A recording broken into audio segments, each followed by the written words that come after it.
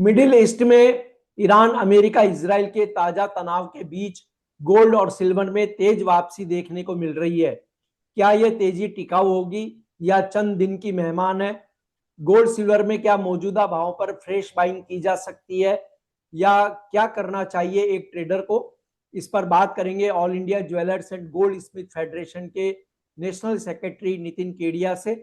मैं हूं कमल शर्मा। नितिन जी, आपका स्वागत है मोलतोल में। धन्यवाद कमल जी।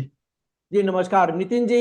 ईरान, अमेरिका, इसराइल के बीच जंग का गोल्ड सिल्वर पर तुरंत और मिड टर्म असर आप क्या देखते हैं? कमल जी, सबसे पहले तो आपको, आपके समस्त परिवार को और सभी दर्शकों को होली की हार्दिक शुभकामनाएं। और आशा करते हैं कि होली के रंग बिरंगे रंगों की तरह लोगों का पूरा साल बीते रंग बिरंगी तरह से, और लाल रंग का प्रभाव ज्यादा ना रहे, हरे रंग का ही प्रभाव ज्यादा रहे, और बाजार जो है वो अच्छी नए हाइट्स को छुए। देखिए, ओवरऑल युद्ध की बात करें तो युद्ध जो है फ्राइडे, हम इसको ये कह सकते हैं सैटरडे अर्ली मॉर्निंग शुरू हुआ। और कमल जी, जब भी सैटरडे कोई इस तरह का युद्ध शुरू होता है जिसमें बड़ी पावर और छोटी पावर्स के बीच में हो, तो मंडे को जो उसका असर है वो थोड़ा कम हो जाता है। उसका कारण क्या है कि 48 घंटे के अंदर, जब 48 घंटे हो जाते हैं, तब तक काफी चीजें जो है वो खत्म हो जाती हैं। और युद्ध के पहले जो बाजार को सपोर्ट मिलता है शॉक की वजह से, देखिए वो शॉक तो अब खत्म हो चुका है। जो भाव में तेजी आनी थी वो आ चुकी है। अब जो बाजार चलेगा वो ड्यूरेशन के ऊपर चलेगा, कि किस इंटेंसिटी के साथ कितनी ड्यूरेशन में बाजार चलता है। अभी अनकम, जैसे अभी की बात करें तो मान लीजिए एक न्यूज आई, अभी कंफर्म्ड है कि नहीं है मुझे नहीं पता, लेकिन यूएस का एक F-15 विमान जो है वो कुवैत के पास गिराया गया। जैसे ही ये न्यूज आई, लगभग हमने देखा कि $30 से $40 की तेजी जो है वो तुरंत हमें देखने को मिल गई। तो इस तरह की वोलेटिलिटी हमें देखने को मिलेगी। और जहां भी सीज फायर की न्यूज आएगी, तो उस सीज फायर की न्यूज में हम देखेंगे कि गोल्ड जो है वापस 5280 5300 तक भी आ सकता है। तो ऐसी जगहों पे बहुत ध्यान से लें। इस समय यहाँ पे आंख बंद करके जिसको ट्रेडिंग कहते हैं, ऐसी ट्रेडिंग अगर आप कर रहे हैं तो वो आंख से खेलने के बराबर है। जी। और नितिन जी, क्या यह रैली फंडामेंटल ड्रिवन है या सिर्फ पैनिक बाइंग की लड़ाई चल रही है? गोल्ड सिल्वर खरीदो, कमाई हो जाएगी। देखिए कमल जी, जियोपॉलिटिकल टेंशन वैसे तो फंडामेंटल्स के अंदर ही आते हैं, लेकिन मेरा मानना है कि जियोपॉलिटिकल टेंशन जो है ये फंडामेंटली उतना स्ट्रांग नहीं होता है। हमने देखा था कि जब रशिया यूक्रेन की पहली लड़ाई हुई थी तो 2000 समथिंग, 2070 या 2080 तक गोल्ड गया था। उसके बाद फिर हमने इसको वापस 1850 तक आते हुए भी देखा था, एक अंतराल के बाद। तो फंडामेंटल क्या होता है? फंडामेंटल वो होता है जो आपके कंटिन्यूअस एक लंबे समय तक आपको बाइंग करके दे। यहाँ पे आपको भी पता है, मुझे भी पता है, दर्शकों को भी पता है कि जैसे ही ये युद्ध की चिंगारी खत्म होगी, जैसे ही सीज फायर होगा या सीज फायर नहीं भी होगा, अगर ये युद्ध मान लीजिए 8-10 दिन या लंबा चलता है, तो बिल्कुल रशिया यूक्रेन की तरह हो जाएगा, जहां पे सीज फायर की कोई खबर बाजार को नीचे ले जाएगी, लेकिन वहां पे किसी भी तरह की कोई और खबरें जो है वो बाजार को प्रीमियम नहीं देंगी।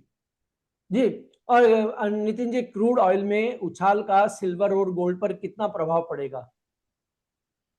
देखिए क्रूड ऑयल, अब अगर आप इसको दूसरे नजरिए से देखें तो क्रूड ऑयल जब आपके दाम बढ़ रहे हैं तो कहीं ना कहीं ये इन्फ्लेशन जो है वो बढ़ा रहा है, चाहे वो भारत है, चाइना है, जापान है, ये सभी देशों को इसका फर्क पड़ेगा। और जब इसका फर्क पड़ेगा तो बॉन्ड यील्ड्स बढ़ेंगी। और इसके साथ साथ जब इन्फ्लेशन के रिस्क बढ़ेंगे तो इक्विटी बाजार के अंदर भी हम कमजोरी आते हुए देखेंगे।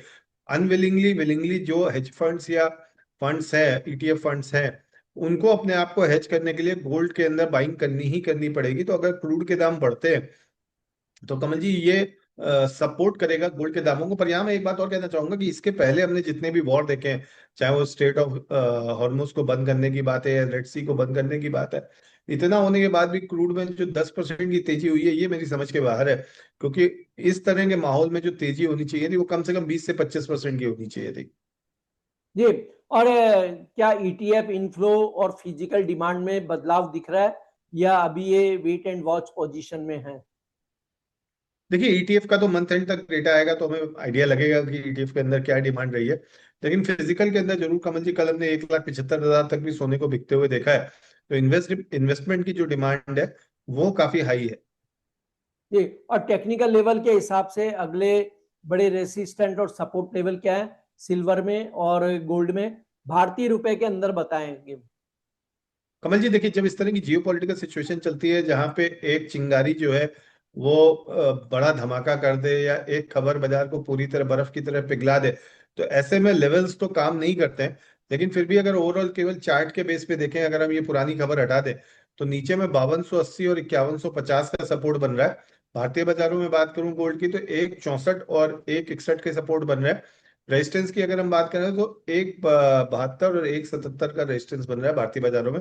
चांदी की हम बात करें तो चांदी में कमल जी 96 के ऊपर अभी बार बार रेजिस्टेंस ले रही है। जब तक 96 के ऊपर क्लोजिंग नहीं आती तब तक तेजी जो है वो इसमें हम नहीं देखेंगे, और 102 के आसपास इसका फिर सेकंड रेजिस्टेंस बनेगा। अभी 95.60 चल रही है, तो 96 का 9650 का पहला रेजिस्टेंस है और 102 का दूसरा। भारतीय मुद्रा में बात करें तो 3 लाख और 3,25,000 के आसपास के रेजिस्टेंस बन रहे हैं।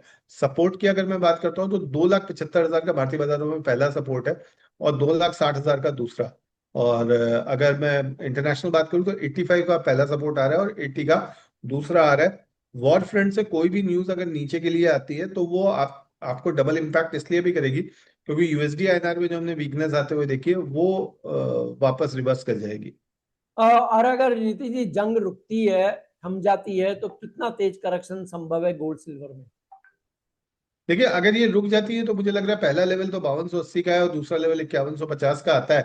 तो वॉर अगर रुक जाती है तो देखिए $250 तक की मंदी देखने को मिल सकती है। $250 का मतलब 7,500-8,000 का तो पहला लेवल है। बाकी अगर सेल ऑफ स्ट्रांग हुए तो हम इससे भी भारी मंदी देखने को मिल सकती है। पर यहाँ पे मैं क्लियर और स्पष्ट करना चाहूंगा, हमारा व्यू डाउन साइड का नहीं है। हम एक सिनेरियो एनालिसिस की बात कर रहे हैं कि यदि युद्ध खत्म होता है तो क्या सिनेरियोज बन सकते हैं।